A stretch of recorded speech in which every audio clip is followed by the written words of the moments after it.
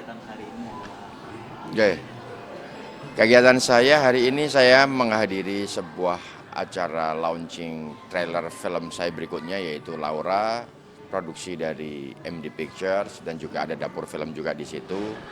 Dan ini adalah film yang saya tunggu-tunggu setelah Ipar Adalah Maut karena film ini tuh ditawarin sama Pak Manoj langsung dua. Jadi waktu itu ada dua skenario yang ditawarkan ke saya yaitu Ipar Adalah Maut dan Laura. Dan Laura ini yang saya baca duluan karena buat saya Ipar Adalah Maut kan waktu itu skenarionya masih belum fix banget kan. Nah, Laura ini yang saya baca dulu dan saya langsung tertarik. Kenapa? Karena ini menceritakan tentang kisah seseorang yang anak muda, ya kan, seorang anak muda tetapi hidupnya itu luar biasa, ya kan. Saya selama ini selalu underestimate dengan anak-anak Gen Z ya. Anak-anak Gen Z, anak-anak milenial yang ini kalian hidup tuh lingkungan kalian itu sangat apa ya, sangat dimanjakan oleh fasilitas ya, gampang mendapatkan akses informasi, terus gampang mendapatkan apa namanya makanan dengan apa namanya dengan jajan GoFood apa segala macam, dengan beda dengan kehidupan saya waktu itu. Sehingga kehidupan kalian yang mudah ini apakah akan melahirkan sebuah karakter-karakter yang kuat ya kan, sebagaimana dulu saya ya kan, dan angkatan-angkatan saya gitu kan. Itu kan kesombongan angkatan-angkatan saya gitu kan.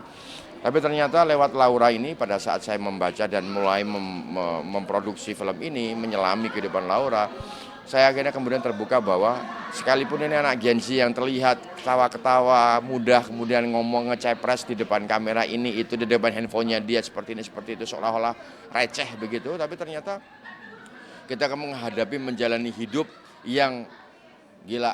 Tuhan sudah mengatakan kepada Laura bahwa hidup lo itu cuma ada di atas kasur. Gimana? Kita sebagai manusia berandai-andai aja lah. Hidup kita hanya di atas kasur. Nggak bisa bergerak, yang bisa bergerak hanya tangan kita sendiri, kepala kita, tapi semua seluruh tubuh kita sampai ke bawah tidak bisa bergerak apa-apa, tidak bisa digerakkan. Dan hidup kita bergantung kepada orang lain, betul-betul bergantung orang lain.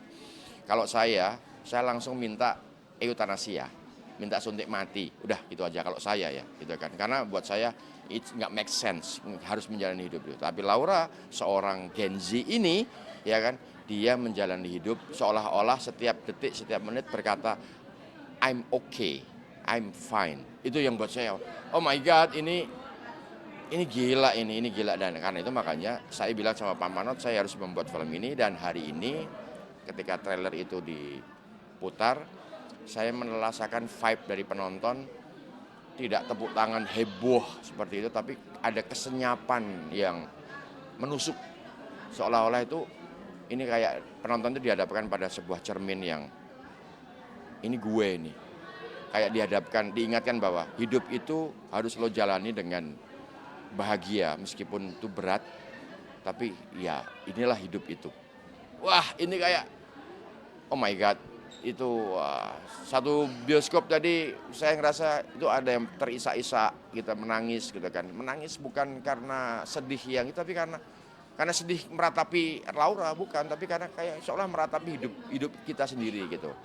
Itu yang buat saya akhirnya yakin bahwa film ini yang nantinya ketika disaksikan oleh penonton, terutama mereka para Gen Z, anak-anak saya terutama, yang saya harapkan itu nanti akan menggugah mereka, membuat mereka sadar bahwa setiap detik, setiap menit itu harus kalian isi dengan sesuatu hal yang berarti.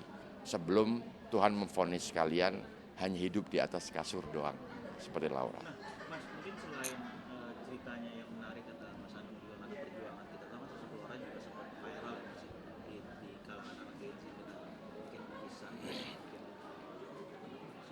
Ya. nasional juga. Mm. Artinya sampai merilis trailer kedua itu gimana Mas? Artinya apa karena memang ini disukai sama masyarakat karena cerita perjuangannya, karena memang masyarakat kita seperti itu atau gimana? Ya seperti yang tadi saya bilang, awalnya saya merasa skeptis dengan ngapain saya harus membuat film dari seorang Gen Z. Apa apa faedahnya, apa manfaatnya buat negara ini? Apakah dia seorang jenius yang menemukan sebuah penemuan yang sangat brilian, yang berarti buat kemanusiaan? Enggak juga gitu kan. Terus apa yang harus saya berikan kepada penonton? Ternyata yaitu dia bisa mengisi setiap menit, setiap detiknya itu dengan gairah semangat hidup yang luar biasa. Meskipun dia sudah divonis di atas kasur. Saya pikir itu yang penting di dalam film Laura ini. Kira-kira yang tertarik supaya masyarakat akan nonton itu apa pesan apa yang kita sampaikan? Karena kita tahu kan tadi Mas mengatakan Karena film ini tuh akan terjadi pada kamu. Kehidupan yang ada di dalam Laura ini akan terjadi pada kalian semuanya. Kalian akan menghadapi ini semuanya. Kalian harus tahu bahwa ketika kalian itu nanti melangkah, kalian kan nggak tahu. Mungkin kalian tidak akan mendengarkan orang tua kalian. Saya percaya anak-anak muda seperti kalian, Gen Z seperti kalian itu tuh mendengar nasihat orang tua itu tuh sudah apa sih mah, apa sih pah, pasti akan seperti itu. Ya kan, kalian akan lebih mendengarkan kisah-kisah yang ada di dalam sosial media. Karena itu makanya Laura hadir di sini.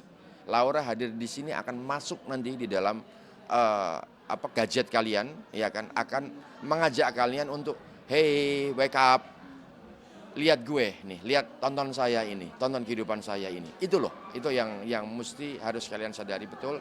Ketika kalian semuanya, anak-anakku, ketika kalian semua akan melangkah ke depan, kalian akan teringat dengan yang namanya Laura. Mas update dikit dong terkait streaming kan postingannya sekarang ada Ya, Palestina, Yordania, dan Syria juga masih beberapa terkait. Kira-kira apa sih Mas pusat mengizinkan streaming ke sana? Karena kan Iya. update terima kasih kepada Oke. juga mengizinkan ke sana. Ya. Istri saya itu memang seorang seorang brand ambassador dari sebuah yayasan, sebuah lembaga donasi. Dan saat ini memang donasi itu terfokus pada penderitaan masyarakat Palestina yang terjajah oleh Israel.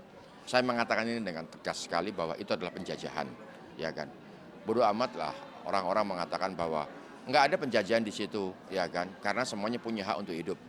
Shit man, fuck you man, yang mengatakan itu bahwa itu penjajahan, nggak ada yang lain. Dan itu sudah dikatakan oleh Bung Karno jauh-jauh hari sebelum sebelum sekarang ini, ya sebelum kalian semua lahir udah dikatakan pada Bung Karno bahwa Israel melakukan penjajahan, gitu kan. Oke, karena itu makanya saya sebetulnya ada di sana bersama istri saya. Saya mendapatkan visa untuk di sana, tapi kemudian saya berpikir bahwa ketika saya berdua di sana, nanti bagaimana anak-anak saya, sekolah anak-anak seperti apa. Karena itu makanya saya ngalah. Saya bagi tugas sama istri saya, kamu aja yang berangkat, saya yang jaga anak-anak. Dan pada saat kami saling berkomunikasi, saya merasakan betul penderitaan yang ada di sana, bagaimana istri saya melalui video call-nya gitu kan. Rasa ingin kesananya juga cukup besar saya gitu kan, rasa ingin terlibat lebih jauh untuk membantu mereka gitu kan, lebih besar sekali. Tapi kemudian saya harus sadar bahwa itu tugas istri saya saja.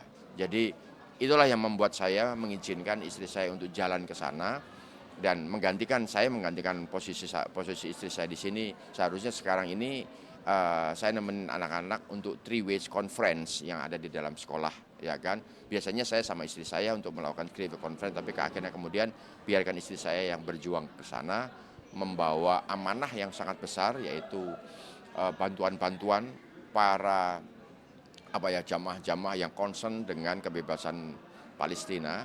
Dan itu menjadi perjuangan istri saya dan saya memberikan izin. Kalau toh nanti semoga tidak terjadi apa-apa di sana. Kalau terjadi apa-apa pun di sana gitu kan, saya juga akan tetap merasa bangga dengan istri saya itu karena memang hatinya memang sangat tulus untuk membantu. Tidak ada unsur pencitraan apapun ini. Kalau ada yang mengatakan bahwa ini ada unsur pencitraan apa segala macam ke orang membantu kok di syuting ini masuk Insta story apa segala macam. Enggak. Kita itu diberikan amanah soalnya karena uang yang ada di sana tidak hanya uang kita, ya kan. Uang kita ada juga di sana, ya kan. Tapi kita harus memberikan report. Nah, report itu sekarang karena ada sosial media, kita menggunakan dunia sosial media untuk melakukan report itu. Ini loh yang kita lakukan, itu yang kita lakukan. Dan ada teman-teman yang pengen membranding, ya kan, pengen melakukan branding di situ dengan menitipkan spanduk, menitipkan apa. Saya bilang sama Saskia, kalau kamu membentangkan spanduk itu, saya adalah orang yang paling melawan itu. Buang aja spanduk itu, maka yang lakukan itu sekarang dengan tulus, dengan ikhlas, dan lakukan cara branding dengan cara yang lain. dengan cara yang lebih bersahaja.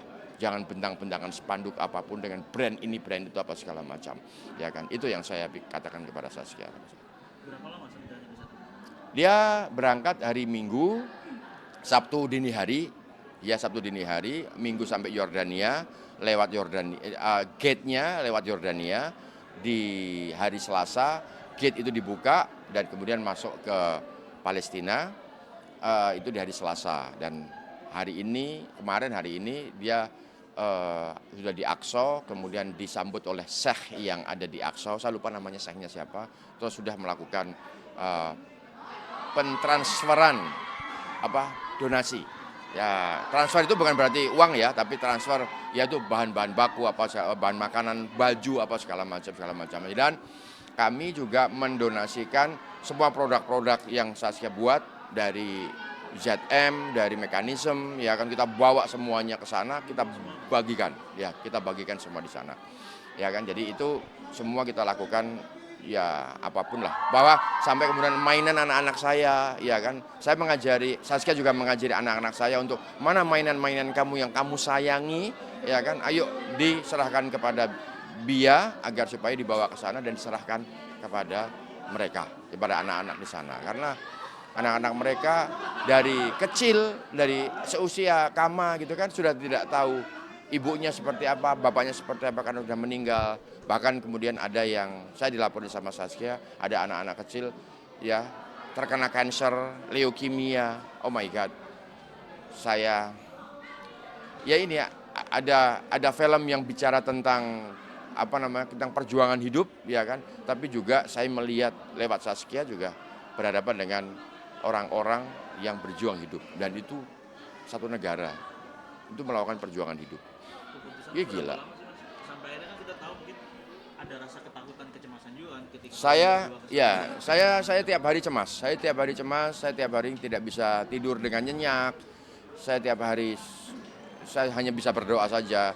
Setiap kali saya melihat berita tiba-tiba kemarin mau ada serangan balik karena pemimpin Hamas meninggal, dan mau terjadi serangan balik. Rusia sudah melakukan memberikan pernyataan dukungan kepada Iran untuk melakukan bantuan ya jika terjadi pembalasan. Terus kemudian Menlu Indonesia, Ibu siapa Menlu siapa namanya? Bu Retno. Ya.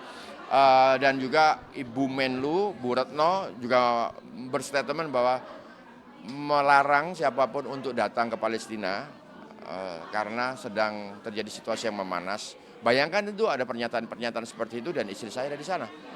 Itu saya sampai nelpon sama istri saya, cuma ya sudah, kalau kamu merasa diri kamu di situ aman, saya percaya sama kamu. Saya cuma bilang seperti itu.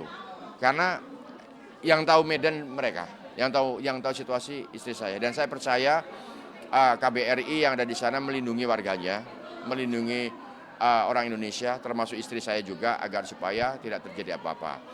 Ini tadi kabar tadi pagi, saya ditelepon sama istri saya, hari Jumat gate-nya ditutup, jadi tidak bisa keluar, ya kan.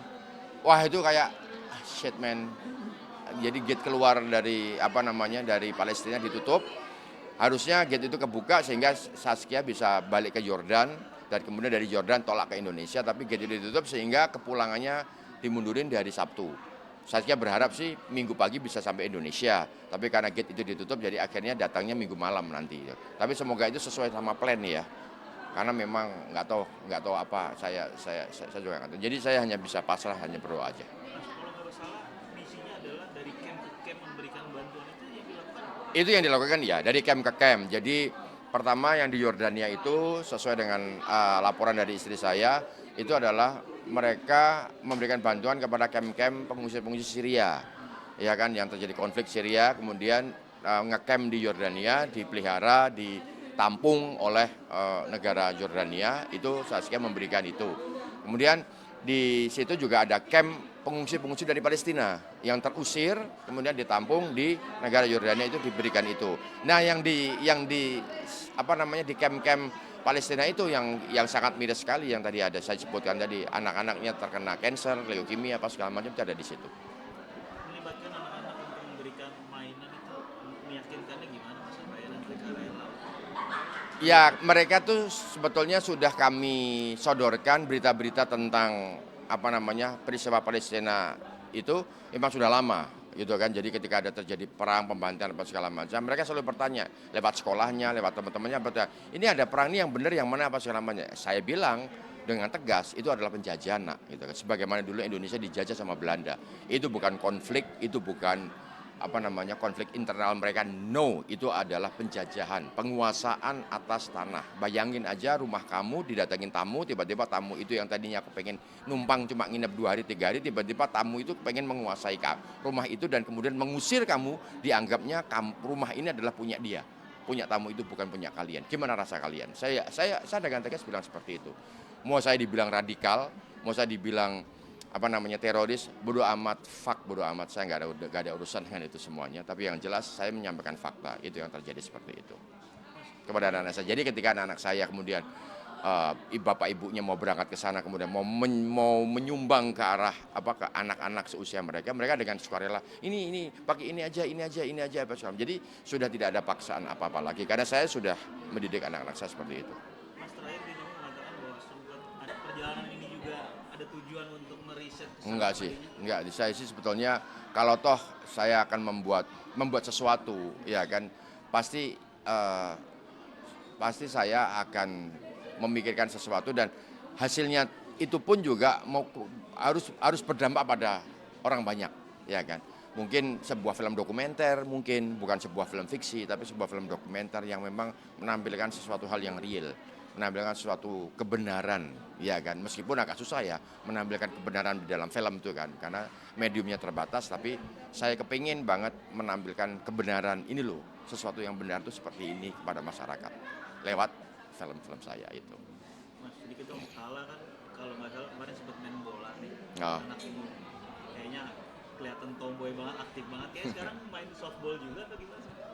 Anak saya itu memang yang kalah itu memang berbeda sama kakaknya. Kalau kakaknya itu sangat perempuan banget, sangat princess. Tapi kalau kalah itu memang sangat tomboy. Jadi dia pilihan-pilihannya itu, hobinya itu main bola. Terus kalau musik itu dia pegang drum gitu-gitu. Jadi memang dia figur kakak yang dicintai adik-adiknya, ya kan? Kakak yang apa ya, yang selalu ngelindungin adik-adiknya itu kalah gitu kan. Dan yang pengen banget seperti yang apa namanya yang dekat banget sama Kala itu Kaba, ya kan, itu kalau udah main bola seperti itu. Makanya saya tanya sama Kala, ini ada timnas Indonesia ini lagi mau mengembangkan timnas perempuan nih, kamu mau nggak itu kan. Wah, dia mau banget, mau ikut sekolah timnas nasional.